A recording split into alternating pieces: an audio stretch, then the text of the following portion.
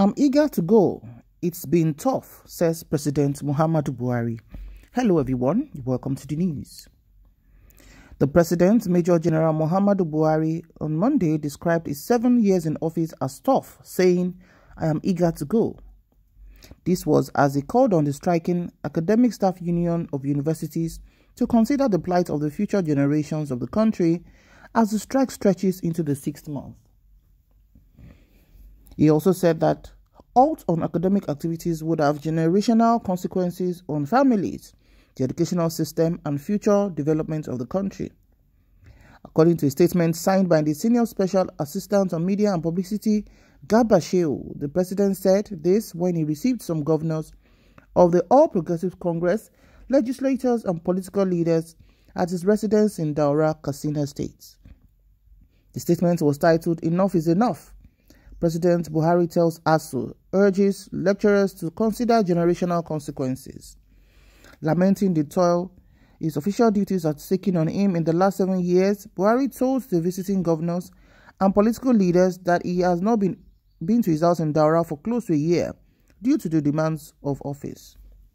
He said, "The observation that I abandoned my base was made by the Emir of Daura, Dr. Umar Farouk, at the Eid prayer ground. He held the microphone and told everyone that the last time I was in Daura was during the Eid al-Kabir of 2021.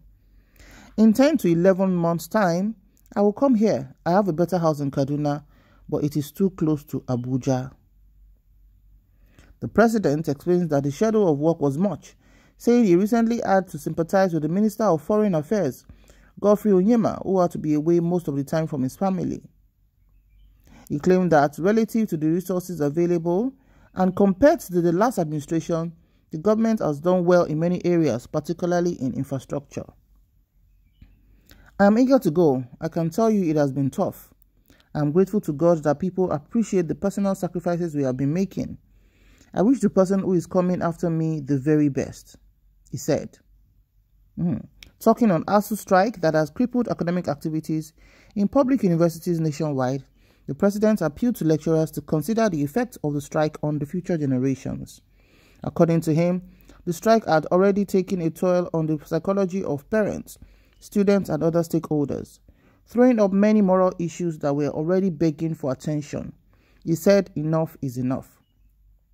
While claiming that the government understood ASU's position, the president remarked, "We hope that ASU will sympathize with the people on the prolonged strike. Truly, enough is enough for keeping students at home. Don't hurt the next generation for goodness sake." He urged well-meaning Nigerians, particularly those close to the leaders and members of the association, to intervene in persuading the lecturers to reconsider their position and the ripple effects on an entire generation and the nation. Buhari said presidents of Nigerian universities are already handicapped in competing with their counterparts in a highly connected and technology-driven workplace. Therefore, keeping them at home only deprives them of time, skill, and opportunities to be relevant on the global stage. Colonial type of education was geared towards producing workers in government. Those jobs are no longer there. Our young people should get education to prepare them for self-employment. Now education is for the sake of education.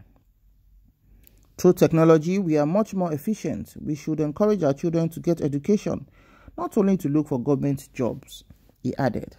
So this is the shocking news from the President of the Federal Republic of Nigeria from 2015, President Muhammadu Buhari, formerly known as Major General Muhammadu Buhari, being a one-time military president of Nigeria.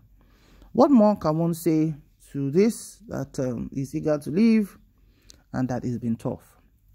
Of course, his body language has always shown that he was eager to leave since January, when he announced that he was overwhelmed with and embarrassed with the national grid collapsing severally, and also with all the issues that our children, as students of universities, have been sitting at home 4 months ago and still sitting at home till now with no solution in sight.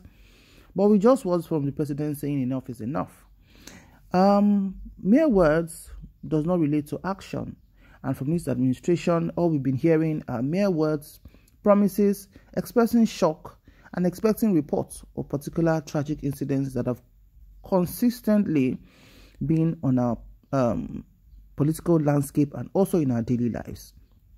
In fact, if one has to be very truthful, this administration has been one that cannot be commended on anything, because every sector of the economy is bleeding. The entire country itself is bleeding. You know, from education to medicals, the doctors have constantly been on strike, with thousands of doctors, good doctors and nurses and medical workers in Nigeria fleeing the country to find better work in the western part of the world. What about children? Children have constantly been kidnapped at different points in time, you know, from their schools, from their way home, from their clutches of their parents and everything. And also how, you know, the daredevil people have become bolder to do a jailbreak. Recently in Abuja, where a lot, like I said, allegedly 600 prisoners found their way out, and it has caused a lot of flags on our country, Nigeria. What more do we say to an administration that has succeeded in bringing a lot of hardship to Nigerians? And it's high time we need to talk to ourselves and just feel that the nation belongs to all of us. And the earlier we take charge of what is happening, the better. But can Nigeria be redeemed at this point? Because all youths want to do now is to take off and leave the shores of the country for a better life outside. Some people have been highly traumatized, you know, with their family members being in custody. And a very sad video of the cousin of ex-president Goodluck Jonathan being in a flooded grave, where he was crying out for help and begging his people to send money so that he will be released from the captivity that he has found himself. So many sad stories abound. And this was not the country we handed over our leaders to. All our leaders have not done justice to us, with the exception of no one so far. God help Nigeria as we make the decision. Maybe since he said it's easier to go, the president of Sri Lanka just, you know, just said he was ready to resign because, you know, his presidential lodge was flooded with protesters who took over the presidential villa. What more can we say? From my hand, I will say, God bless Nigeria. Let's take our destinies into our hands. Things have to change. Thank you so much for watching. I'll see you in the next news. Bye for now.